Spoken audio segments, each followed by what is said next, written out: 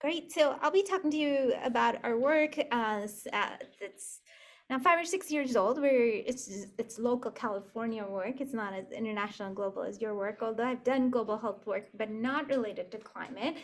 Um, and I lead the NEAT labs at UCSD, and climate resilience is an emerging foci in our group. Um, so as we all know, that our local climate in the West is changing, and we've known this for some time now, especially over the last 5 years. There's been, the frequency of wildfires has increased, and now we had a case of erroneous flooding that happened in 2023 as well. And there's been reports that clearly link the increase in Western forest fire area to the warming trends that we see, and these scientific studies have undeniably linked this climate disaster events to the anthropogenic climate warming that we're observing. These trends are expected to only increase over the next century per existing climate models.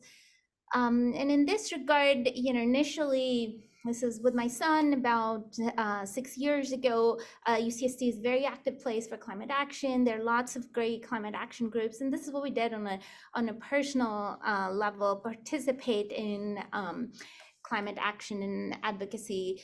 But then in 2018, I wanted to tell you how my journey began. So I'm actually not trained in public health. I'm trained as a neuroscientist and as a neural engineer.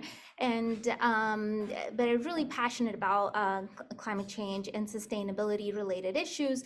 And my son at that time, he was in first grade, right now he's in sixth grade, but he brought home a flyer to do a penny drive for one of the main wildfires that happened in California. And on that penny drive flyer, there was an email contact for the person doing the drive. And the contact was in Butte County, where the deadliest wildfire for California to date had happened. This is the Camp Fire of 2018. The Camp Fire was very, very widely known at the not just at the state level, but also at the national level, one of the worst disasters that have ever been seen. And that's because of the mass scale of destruction that was observed in terms of lives lost, people evacuated, and the acres of land burned. And fortunately, that has not happened again. So there have been some good mitigation strategies since that wildfire. But it so happens that these communities where these wildfires happen are actually already existing vulnerable communities, and where the climate change risk is very high. So if we zoom out for Butte County in California, it's this lighter green shade that we see here. It's circled in red on over here, and the lighter the color, the lower the health scores in these regions, the greater also there's greater poverty and socioeconomic disadvantages in these regions. And these communities are the ones that are in lighter colors. Also, many of them happen to be at this wildland urban interface, where they're very prone to climate change associated risks alongside the health risks. So when we think about health, and today mental health, we also automatically think about climate justice for communities that are already at high risk. Okay, so what we wanted to do initially was really quantify what happened in the aftermath of the Camp Fire. Until that point, there had been many anecdotal reports of what happens in case of fire-related or natural disaster-related trauma. But this is a very unique case because of the really large amount of evidence showing that this fire was very much driven by climate-related warming, and it had not been quantified what happens in terms of mental health, although anecdotally people in the community were saying how much the fire had really affected them.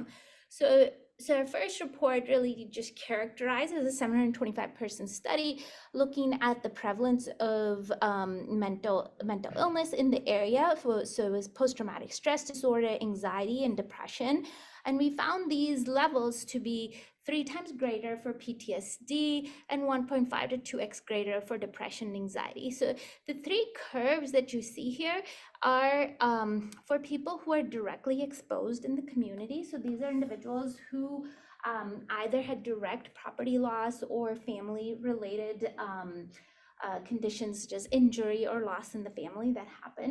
Those would be directly exposed. The second group is indirectly exposed individuals, in that these were individuals who witnessed the fires happen in their community, but they weren't personally affected by the fires, but it happened within their community. So it's interesting to see that even the people who were indirectly exposed also suffer greater mental health effects from the the social effects that happen for the entire community as such. And then the not exposed group is a socio-demographically matched group that doesn't exist within that fire zone, the campfire zone. It's outside of the fire zone. So that's what the comparisons are based on. Then we went on to also quantify further the cognitive and the neurobiological impacts. And we went on this path partially because neurocognition is sort of the specialty of the work that I do. And we wanted to apply this within the context of climate.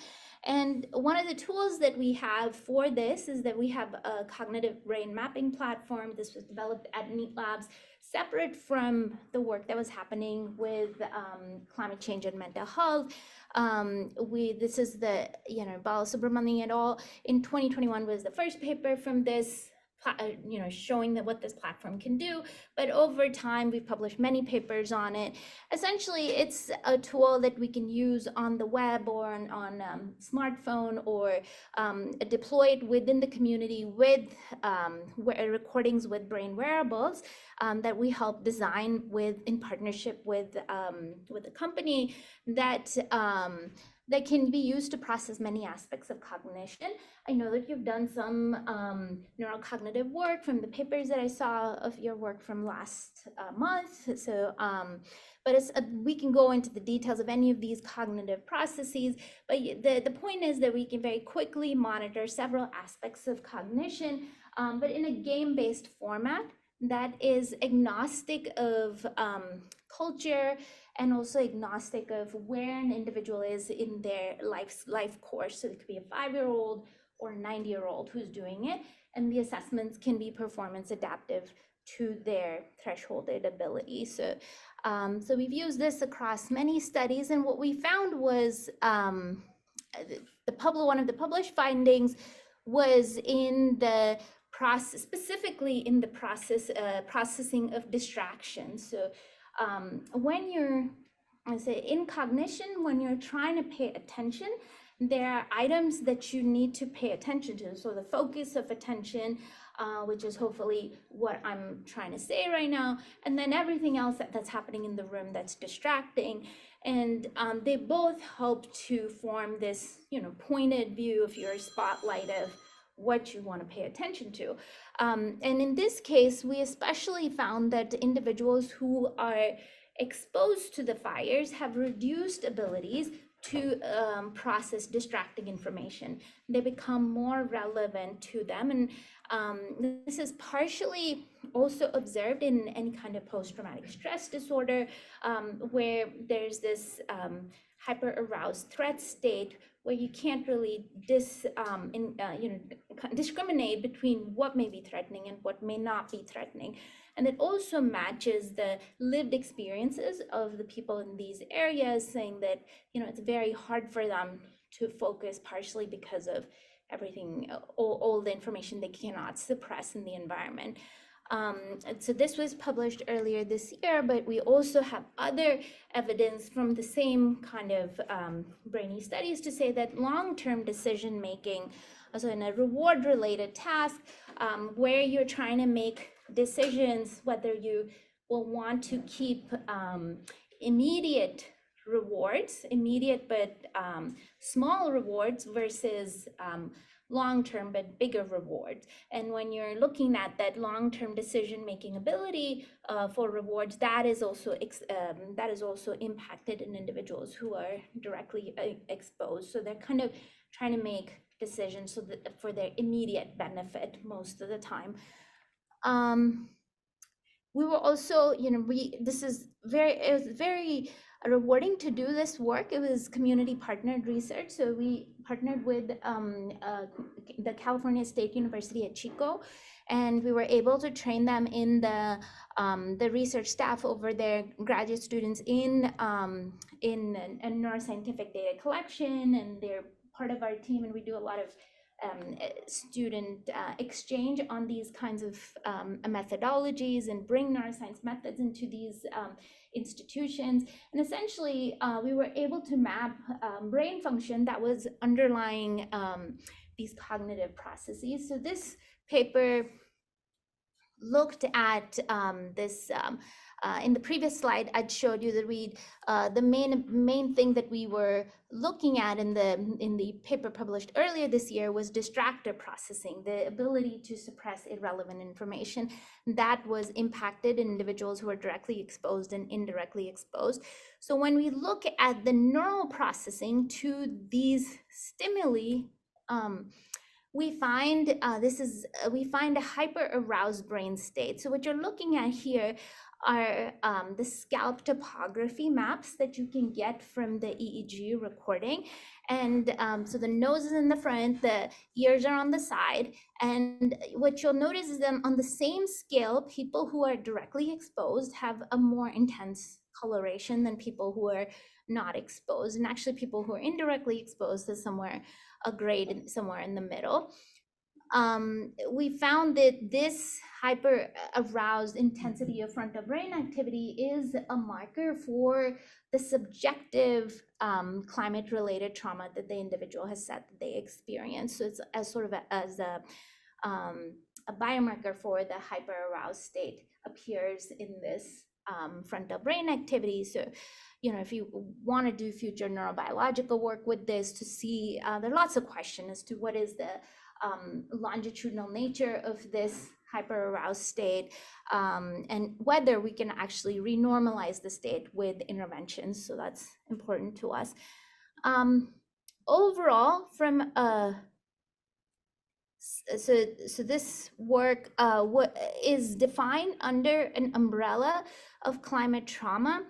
We adopted this term in some of our publications because we didn't want to just call it PTSD. There's complex depression and anxiety that's also being seen. There are these cognitive and neurobiological states that are being seen. So there's a phenomenon that cannot really be put into existing mental health slots by themselves, although it relates to what happens in PTSD as well. This term that was introduced in the psychological literature in 2019 that our work adopts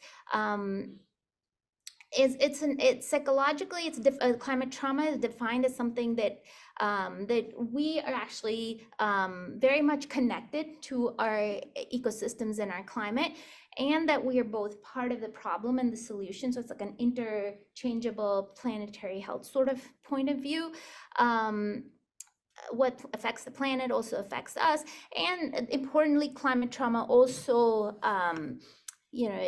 acknowledges that what happens with climate change in the environment intersects with other forms of trauma that are happening for people in these communities as well.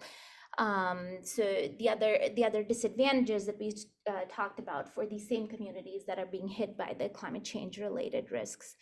So we continue to work with these communities, and then in just a few minutes, I want to tell you about some of the resilience efforts that we've been leading in this domain. And then so in the work that we did, because it was the advantage of doing community partnered work is that we can go in with the, you all know this, that you can ask more detailed questionnaires and biological samples and figure out what are the effects being driven by. So one of the things we were looking at the personal level, what is driving the PTSD, depression, and anxiety outcomes. So on the red side is what makes people more prone to these disorders in these communities, while we're accounting for all the demographics. And then what makes them, the green is what makes them resilient to the outcomes. And so in this context, age, so greater age was protective. There was also naturally, the more directly exposed you were, and if you had disturbed sleep, then we saw greater mental health disordered illness. Of course, it's not like it's a correlation. It's not like, you know, poor sleep and poor mental health are connected like in a bidirectional way. What leads to what is hard to define in this kind of multivariate model. Childhood trauma is a very important predictor. These same communities also have very high rates of childhood adversity, and there are actually new campaigns in these areas to you know, educate people in terms of trauma-based mental health care and reduce the level of childhood trauma that's seen overall, but that's also linked to the socio-demographic and poverty-related you know, disadvantages that these communities face. But essentially, psychologically, people who showed a greater sense of personal resilience, that they can bounce back after stressors, a greater sense of mindfulness, and also greater, as mindfulness is here, greater physical fitness, so physical exercise, had greater mental well-being.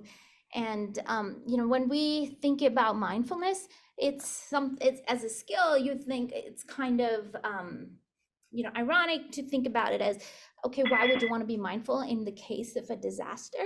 But having a mindful skill set helps you to dissociate the event from the actual emotions that you're having and deal with the emotions in a more cognitive way as to only in an emotional context. We went on to publish another piece where we showed how important the sense of family and community is in order to promote mental health resilience. Similar kind of multivariate modeling work that quantified family and community connections. And then very nicely in this area, in the time that COVID was going on, the 2 years of COVID, new practices that are based on nature-oriented solutions started to come up.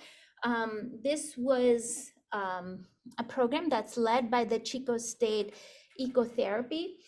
So they have an eco reserves program that is melded with the indigenous knowledge in the area that is for protecting the burn scars and, you know, protected burns and whatnot.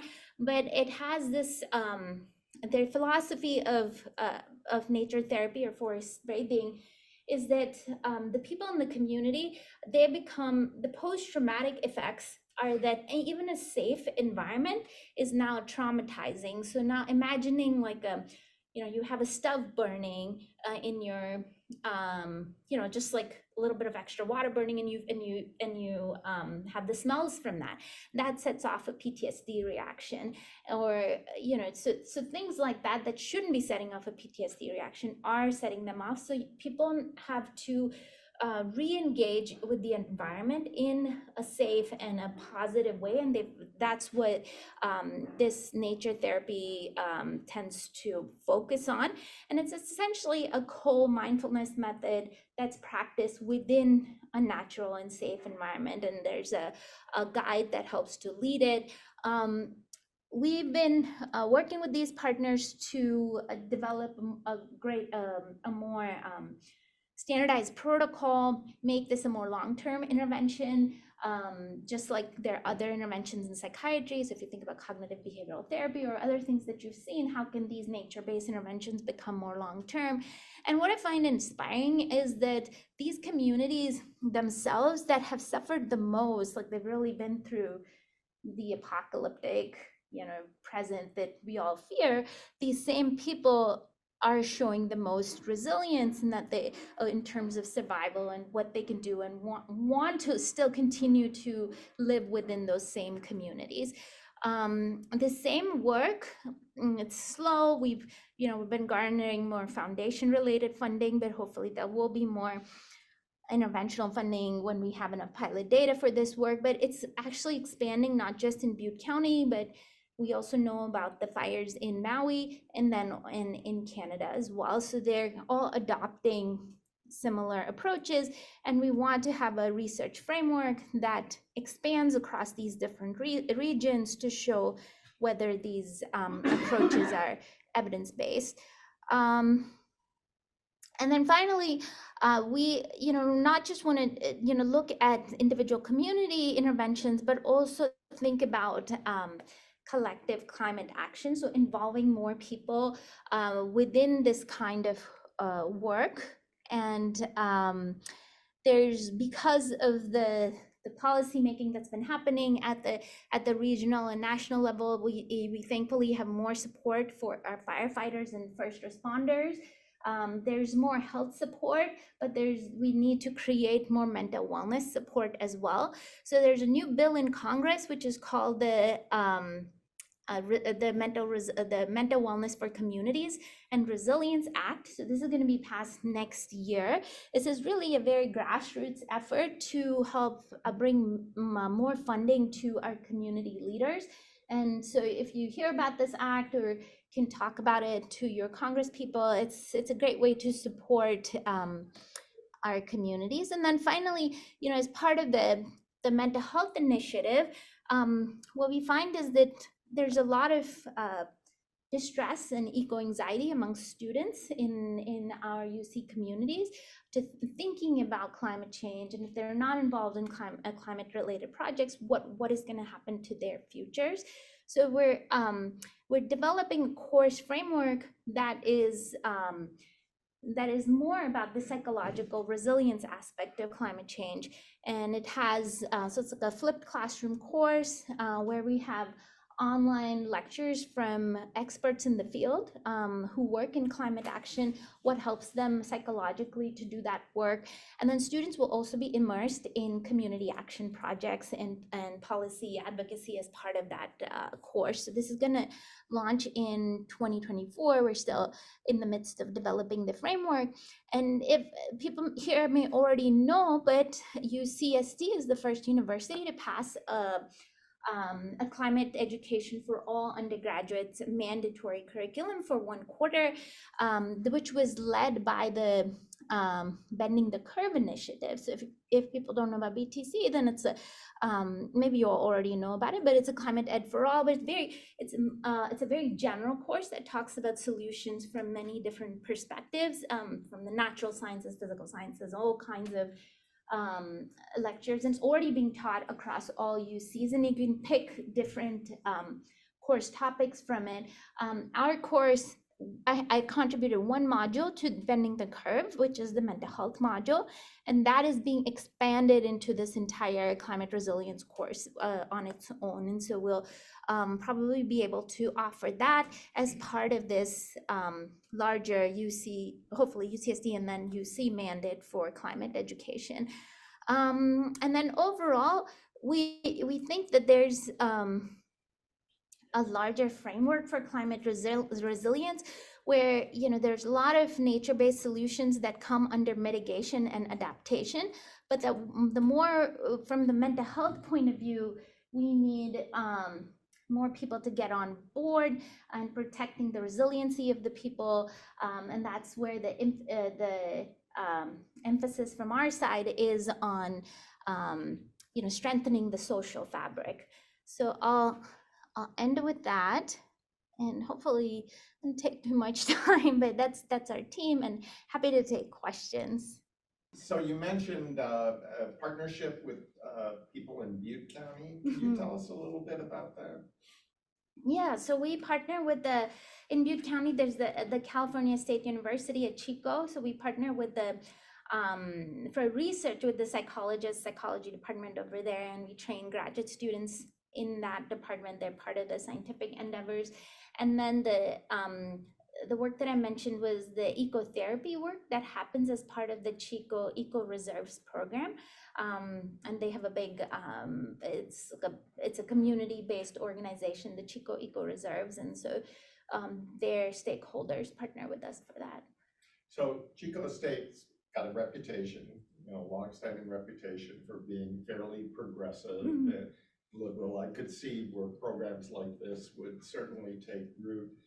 A couple of years ago, we were in conversations with the Butte County School District about implementing programs in county schools that combined the notion of a trauma-informed school, providing less intensive mental health services for kids who had gone through traumatic experiences like the wildfire, with climate education. And we were told that while the community may be receptive to the trauma-informed element, the climate education would meet more resistance because a number of people, even in Paradise, California, which was heavily devastated, are still denying climate change. So I wanted to hear your thoughts about, reaching the people who are probably most impacted by devastating wildfires. If you have any suggestions about how to overcome this climate denialism. Yeah, I think it's definitely difficult topic, but our approach. So even in the interventional programs that we're developing that include nature-based therapy, there is an educational component, but that mostly focuses on the climate impacts on mental health and how to psychologically build resilience. How does stress happen in the brain, effects of trauma on the brain, and less so on you know targeting certain belief systems. I understand what you're trying to get to, like the people need to think about climate change as like human caused warming and so on, but I guess I personally haven't delved into that tricky area where dealing with people's political leanings may clash with the educational aspects. The psychological aspects do resonate with people. I'd say there was something else I was going to say about that, but it'll come back to me. I just blinked on it, but yeah, I think it's really depends on. I think people in the field are starting to frame it in terms of a health and well-being crisis, which is less politically debatable than, it's a fossil fuel crisis. And then at least people's ears are more open to supporting these kinds of mental health. People get on board with mental health initiatives. But like your experience, we haven't gone after saying like, okay, we'll do climate change education from the evidence of the anthropogenic warming point of view. So yeah, that hasn't been something we'd have to deal with yet. Yeah. No. Yeah, thank you so much for that talk. I really like that definition of climate trauma that sort of like located the trauma genesis, I guess, in the like connection to the ecosystem and like feeling like there's like almost this like element of like loss or grief. And so I was wondering if anyone had ever like looked at whether the severity of those mental health impacts or the level of resilience kind of like associated at all with the level of individual, communal, social, and religious identification with nature, just because that is something that changes, so much between different individuals and different communities and different people, like what your relationship materially and for lack of a better term, spiritually to like land and to nature is. Yeah. It just made me wonder if that, like that grief was deeper, or, for people who had a deeper connection, or if, maybe the resilience was greater. Yeah, so there's definitely now standard scales available to measure the the human connection to nature, and including all the different subcategories with the spiritual connection, or like actual living and the emotional connection and so on. It hasn't been looked at much, but we're definitely integrating it as part of our interventional assessments, because you'd have a baseline measure of how do you connect with nature, and then you can quantify how that impacts your level of climate trauma, and whether you would imagine that a nature-based intervention may enhance your connection in some way. So that's how we're starting to look at it, but I don't have much evidence that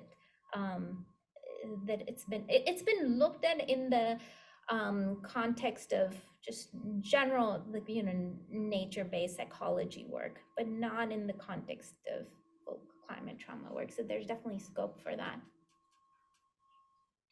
I feel like a lot of the different topics they're presenting could be an hour-long presentation each, if not a lot more. So thank you so much for touching, at least giving us a taste of what it is. Great. And then I think Georgia has a question. Yeah. Georgia, guys. I enjoyed your presentation. I just had a few, I was part of, or have been involved with a community in Butte County, near Warner Valley, near Chester. Oh, nice. And they suffered a lot from the Dixie Fire. Mm-hmm. And so I was thinking a lot about your intervention assessments and the ecotherapy work.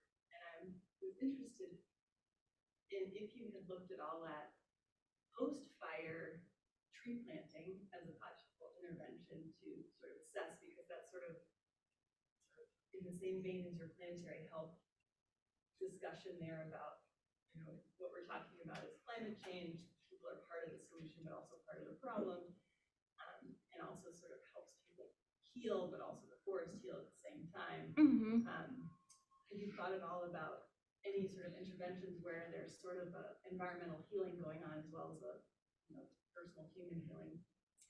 Yeah, so there's definitely in the 10-week ecotherapy program, one or two of the sessions do integrate nature-based stewardship and environmental care, which is led by the indigenous component and that indigenous leaders in the area. So there's the Mechoopda Maidu tribe in that region that tends to lead that specific component, and they have specific practices for protecting the burn scars and replanting.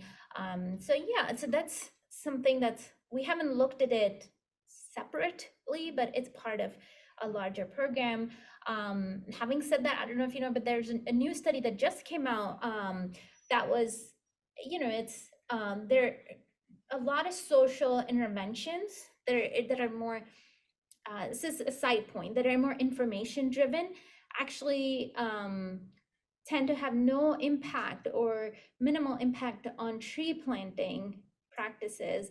And this was a study done across multiple nations, where people then had to contribute to greater tree planting. But there's also like this conflicting evidence that tree planting now would help in like when the trees are mature, but actually right now trees that are young, they're not as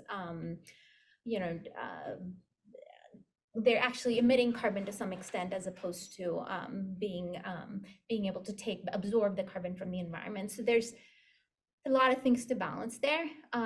So I don't think that they do just tree planting in the protection work, but it's also so it's protecting the burn scars, and some planting where you can produce for your own like your own vegetable garden. So like, trying to motivate your positive relationship with nature in a meaningful way while you're trying to restore the land in your own area. So there is some of that, but not tree planting explicitly.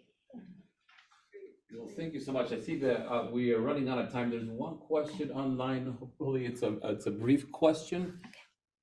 Hi, this is Beatrice Galan. Thank you so much for the talk. Two hopefully brief points. The first is that I think your framework is useful for fire-associated trauma, whether or not it's due to man-made climate change.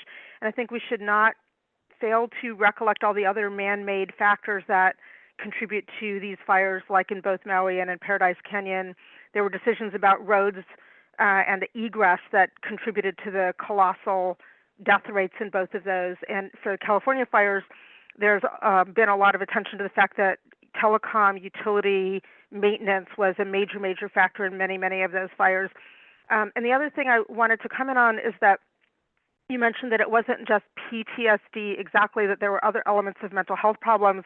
And I wondered whether you had thought about the degree to which some of those may be caused by chemical effects on the brain associated with the fires, which we've seen in a number of other chemical-related events, Gulf War illness. We're now seeing this in the East Palestine, Ohio toxin burn, et cetera.